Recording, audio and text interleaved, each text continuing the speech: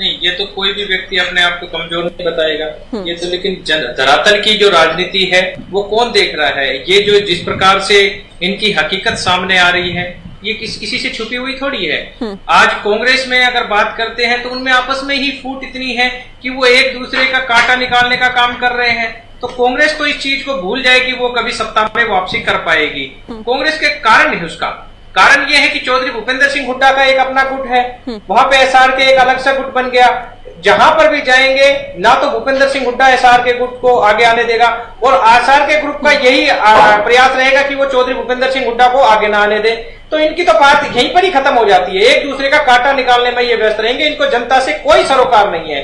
चौधरी भूपेंद्र सिंह हुड्डा ये आज सत्ता पाने के लिए बात कर रहे हैं। सत्ता आज मुख्य विपक्षी दल होने के लिए इनका दायित्व तो बनता था कि जनता की बात करें, लेकिन ये जनता की बात ना करके ये खुद को और अपने बेटे को स्थापित करने की बात कर रहे हैं। अपने लिए तो खुद आखिरी चुनाव बता दिया उन्होंने, जनता से समर्थन मांगा है कि मेरा तो अंतिम चुनाव है, मेरा बेटे का किस प्रकार से सहयोग करोगे या मेरा किस प्रकार से सहयोग करोगे, वो अंतिम चुनाव है इनका। तो उन्होंने तो डिक्लेयर कर दिया कि इसके बाद उनका कुछ नहीं है। रही बात आज कांग्रेस की या भारतीय जनता पार्टी की, तो भारतीय जनता पार्टी का जो अब तक का शासन था वो जनता ने भली बातें देख लिया। इससे पहले उनकी क्या हालात थी और अब गठबंधन में उन्होंने क्या किया। चौधरी ओम प्रकाश चौटाला का जब शासन था, शासन की ही बात अगर हम कर ले तो उस समय 2400 करोड़ रुपए का था कर्जा।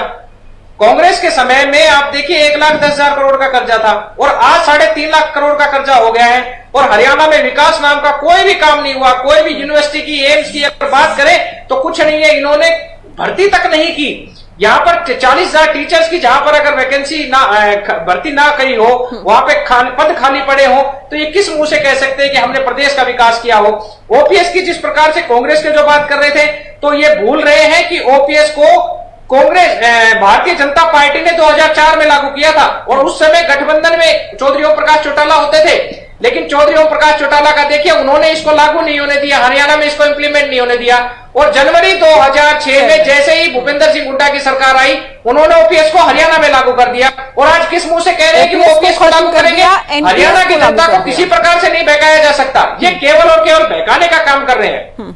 और मैं आपको एक चीज बताना चाहूंगा, कांग्रेस के शासन में होता क्या था? 75,000 एकड़ जमीन को एक्वायर किया। इनकी नजर केवल ये रहती थी कि किसानों को कैसे जमीन से बेदखल किया जाए, कैसे ये सीएनयू के नाम पर, इनके विधायक थे, इनके नेता थे, उनकी किसानों की जमीन के ऊपर निगाह रहती थी। जैसे मांस के ऊपर गिद्ध की नजर होती थी, ऐसे किसानों की जमीन के ऊपर नजर होती थी। सीएनयू करके इन्होंने किसानों को, जमीनों को उजाड़ने का काम किया, किसानों की जमीन को लूटने का काम किया, किसानों को बेघर करने का काम किया है। और आज ये कहते हैं कि हमें सत्ता वापस दो।